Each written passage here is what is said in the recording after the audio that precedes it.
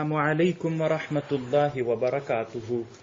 د حماسي کاروان د ګروپ ټولو ملګرو، ټول هغه مسلمانان ورونه چې د ما بیا دغه خبرې اوري، مسلمانانو ورونو وعده مې کړې وله چې د بغداد په مکتبې باندې به م یو لنډ تحقیق کوم، د دې په خاطر چې مسلمانان په دې پوه سي چې د انسانیت او د علم دښمنان څوک دي. د اوس زمانې د غرب نه او د صلیبي جنګونو نه متاثر بې غیرته مسلمانان وایي چې اسلام دین دا د علم او د پوهې دین نه ده. نو مسلمانانو ورونو یو مثال به یې موږ دلته ذکر کو چې هغه د بغداد کتابخانه ده چې د علم دښمنان بلکې د انسانیت دښمنان څوک دي. نو مسلمانانو ورونو د بغداد مکتبه کله چې عباسي خلافت د اموي خلافت نه وروسته رامابین ته سو، نو په بغداد کې د عباسي خلافت اولینی امیر هارون الرشید رحمه الله هغه یوه کتابخانه په بغداد کې جوړه کړله.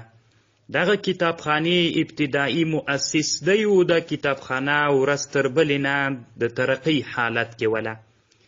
بیا چې د مامون الرشید زمانه راغله نو د ډیره وده دغه کتابخانې ته ورکړله. علما وایي چې په دې کتابخانه کې په میلیونونه کتابونه ول. دا هغه زمانه وله چې په دې زمانه کې د چاپ ماشینونه نه ول، په لاسونو باندې خط لیکل کېده. دا اوس چې څومره پرمختللې دنیا ده، دنیا کې به دومره ډیر کتابونه په یوه کتابخانه د دنیا کې نه وي، سره له دې چې هلته د طبع او د چاپ کتابو ماشینونه هم نه ول، خو په میلیونونو کتابونه په دغه مطبعه کې دغه کتابخانه کې کېښودلي ول. نو مکتبه د بغداد ټول کتابونه معلوم نه دي چې څومره کتابونه وو په دې کتابخانه کې، خو علما کتابونو کې لیکي چې د دې کتابخانې هغه چې وه دومره غټه کتابخانه وله ده چې په دې کتابخانې نه یوه بله کتابخانه وه چې د لبنان کتابخانه وله. کله چې صلیبیانو هم په اسلامي نړۍ حمله وکړله، 20 کاله مخکې له د بغداد د کتابخانې نه 20 کاله مخکې صلیبیانو د لبنان کتابخانه وسوځوله. د لبنان په کتابخانه کې 3 میلیونه کتابونه علما وایي چې وه. 3 میلیونه کتابونه د بغداد په کتابخانه کې هلته کېښودلي ول. یو عالم یو کتاب جوړ کړی په عربۍ کې ده، قصة التاتار من البدایه الى عین جالوت. په دغه کتاب کې لیکي چې کله صلیبیانو 20 کاله مخکې د لبنان چې دام د مسلمانانو یوه لویه کتابخانه وه، 3 میلیونه کتابونه په دې کتابخانه کې کېښودلي ول، هغه یې وسوځول ټول. نو د بغداد کتابخانه خو د لبنان د کتابخانې نه ډیره زیاته غټه وله.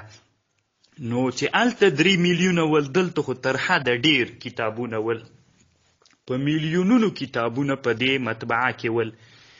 او په دغه کتابخانه د بغداد کې چې عباسي خلافت تقریبا 15 قرنه دربر نیولي ول، یعنی تقریبا تر 1500 کلونو پورې دا کتابخانه همداسې په رشد کې روانه وه.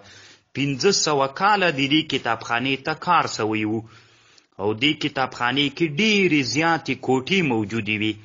یعنی دغه کتابخانه په داسې یو شکل باندې وه چې دې کتابخانه کې د هر هغه دپاره ځان ته کوټې وي. د فقه کتابونه ځان ته پکې کېښودلي ول، د طب کتابونه ځان ته کوټو کې ول، د کیمیا او د بحوثو سیاسي بحثونو کوټې ځان ته ولې پکې. او دلته په دې کتابخانه کې په سوونو کسان موظف ول، په سوونو کسان. مسلمانانو ورونو اوس په دنیا کې 2 لویې کتابخانې دي چې یوه د مکې مکرمې کتابخانه ده، چې هغه یو خو حاجي صاحبان چې تللي وي خپله په مسجد الحرام کې ده، دا نه ده. په عزیزیه شمالیه کې یوه لویه کتابخانه ده. عزیزیه شمالیه نه چې عزیزیه جنوبیه ته ځي په مکې مکرمې کې دلته یوه لویه کتابخانه ده چې د مکي حرم ده. نو هلته په سوونو کسان موظف نه دي، په لسګونو به هم لا انشاءالله نه وي، خو خیر په لسګونو به یې وښیو. او همدارنګه په مسجد نبوي کې چې د دنیا یوه تر لویو او غټو کتابتونونو او کتابخانو نه ده، هلته هم په سوونو کسان نه، ټول موظفون انشاءالله له لسګونو نه زیاتیږي. او سلو ته به هم زه وایم لا ټول مکمل ونه رسیږي په مسجد نبوي کتابخانه کې. نو هلته په سوونو موظف کسان ول. بعضې داسې کسان ول چې هغوی به کوم کتاب چې لیکل سوی و له هغه نه به یې نورې نسخې لیکلې چې معنا هغه خرڅ کړي او په خلکو او بیرته د کتابخانې هغه نوي کتابونه ورته واخلي او اقتصادي حالت یې جوړ کړي. بعضې په دې موظفونو کې داسې کسان ول چې مناولون ول. خلک به چې راتلل کوم کتاب به یې چې غوښته نو هغه کتاب به یې ورته راخیسته ورکوه یې، داسې ترتیب یې برابر کړی و. بعضې پکې مترجمان ول، یعنی د یو لغت نه بل لغت ته به کتابونه ترجمه کول. بعضې علما پکې باحثون ول، هغوی به علمي مباحثې کولې.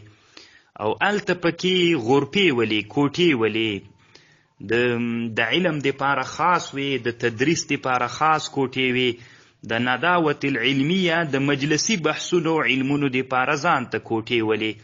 او هغه طالبان چې د دنیا له کوم بل ګوټ نه به محصلین او د علم شوقیان راتلل نو هغه به د هغوی دپاره به ځان ته کوټې ولي په دغه کتابخانه کې. کله چې مامون الرشید د رومیانو سره لوی نصرتونه د ده په برخه سول، بیا د قسطنطنیې د بادشاه سره یو عهد دام کړی و چې د قسطنطنیې چې کومه لویه کتابخانه ده موږ ته به د دې اجازه راکوي چې هلته کم کتابونه په نورو اجنبي ژبو باندې لیکلي دي چې هغه موږ را ترجمه کړو عربي ته. نو چې هغې زمانې کې ډېر داسې کتابونه چې هغه مخکې په نورو ژبو ول عربي ته را ژباړل سوي او را ترجمه سوي دي. خو کله چې دغې کتابخانې دومره زیات شهرت علمي درلود چې په میلیونونو کتابونه په دې کتاب کې موجود ول. او په دغه قصه د تاتار من البدایه الی عین جالوت کې لیکي وایي چې کله تاتاري لښکرې د هولاکو خان په مشرۍ بغداد ته لاړلې نو دوی چې بغداد کې 40 ورځې لوی ظلم وکړ نو په دغه ظلم کې یو همدغه کتابخانه وله چې هغه یې ټوله ونړوله، کتابونه یې د دریاب د دجلې ته وغورځول. نو د دریاب د دجلې یوه میاشت تورو اوبو نیولی و. د کتابونه چې په دجلې بیاله کې وی پراته ول نو تتري لښکر به داسې په اس پور یو سړی د دجلې د بیالې نه یو طرف ته په اس پوره بل طرف ته په کتابونو باندې تله. دومره کتابونه په دریاب د دجلې کې پراته ول. دغه یو لوی جرم و چې د تنا د مسلمانانو په حق کې نه بلکې د انسانیت په حق کې یو لوی جرم سوی د مسلمانانو ورونو. نو تاسې د ځان سره فکر وکئ چې د علم دښمنان مونږ او که د علم دښمنان دوی دي. یو بله یوه لویه کتابخانه چې د مسلمانانو وه چې د غرناطې وله په اندلس کې یوه لویه کتابخانه چې د غرناطې کتابخانه وله چې حافظ ابن عبدالبر اندلسی چې دام غرناطی ده، حافظ د حدیثو مالکی مذهبی ده، صاحب د تمهید لما فی الموطا من الاسانید ده. نو هغه کتابخانه کې 1 میلیون کتابونه هلته کېښودلي ول. کله چې صلیبیان راغلل نو هغه کتابتون یې کتابونه یې ټول ورته وسوځول. په عامو میدانونو کې دا 1 میلیون کتابونه راوړل ویې سوځول. او د دنیا یو بل لوی کتابتون چې په قرطبي کې و، قرطبه په اندلس کې دغه یوه لویه کتابخانه وله. نو تاسې فکر وکئ مسلمانانو ورونو، خصوصا هغه ځوانان ورونه چې هر وخت د پردیو د غرب او د صلیبیانو نه متاثر وي او د ملحدینو نه چې اسلام د علم دین نه ده.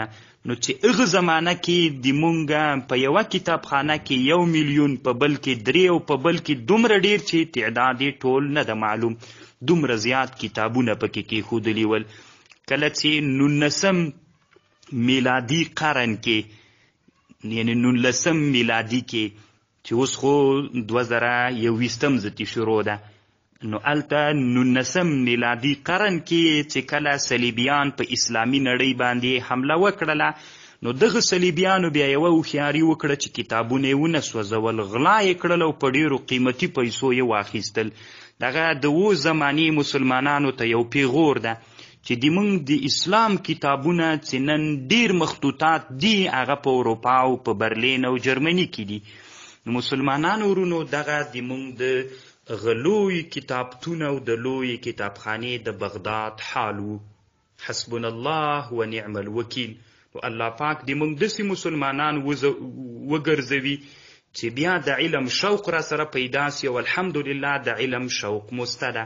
خصوصا هغه مسلمانان ورونه که هغه محصلین وي او که طالبان وي او که عوام ورونه وي چې د ما د خبرې اورئ نو علم ته ډېره مخه کوي. هغه علم چې د اسلام علم ده، دین ته پې باندې خدمت کیږي، نو الله پاک دې موږ له هغه علم نه مستفید وګرځوي. السلام علیکم ورحمة الله وبرکاته.